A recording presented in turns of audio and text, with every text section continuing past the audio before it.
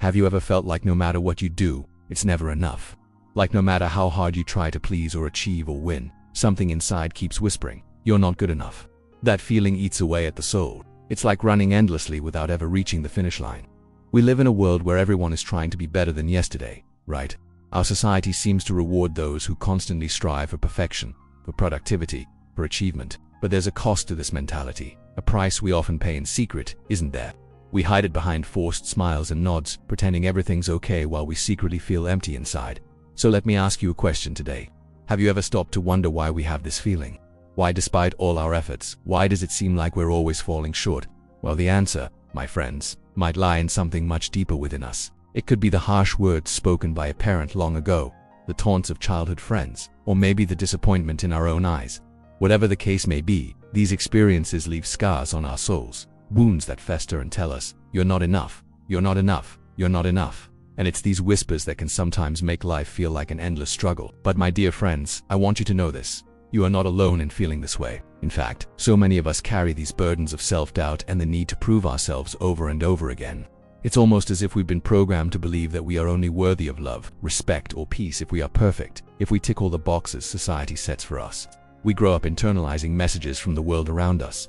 We build an invisible list of requirements for ourselves, you see, and then we spend our lives desperately trying to meet them. Get good grades, be praised, be accepted, be productive, be attractive, be strong. The list goes on, doesn't it?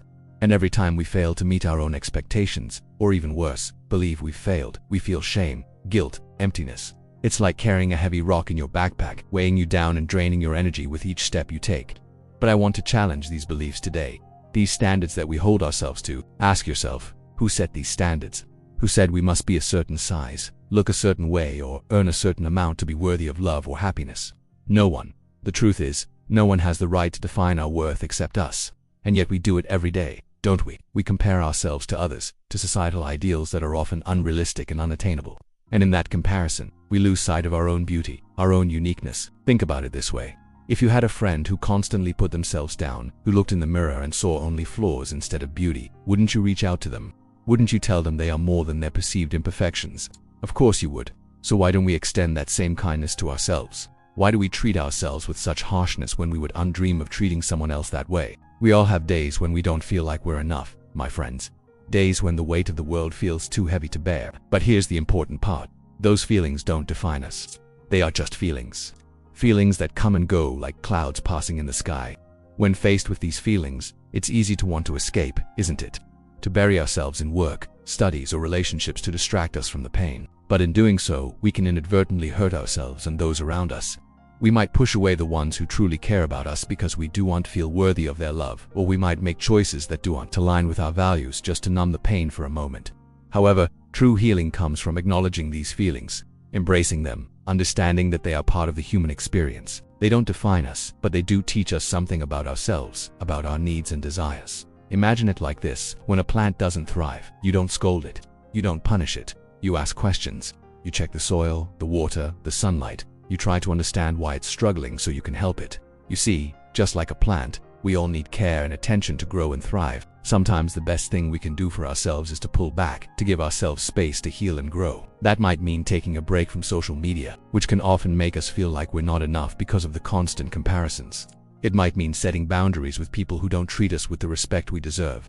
It might mean saying no to commitments that drain our energy so we can focus on ourselves.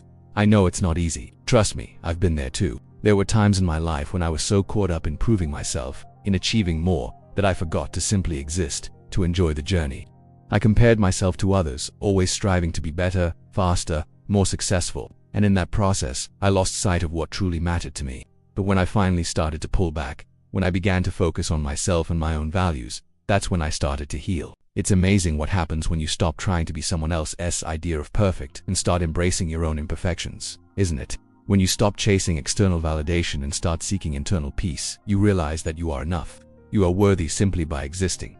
You are loved just by breathing. Think about the times when you felt the most fulfilled, the most alive. Was it when you were checking off a long to-do list, climbing the corporate ladder, or was it when you were spending time with loved ones, pursuing a hobby you enjoy, or simply enjoying the present moment?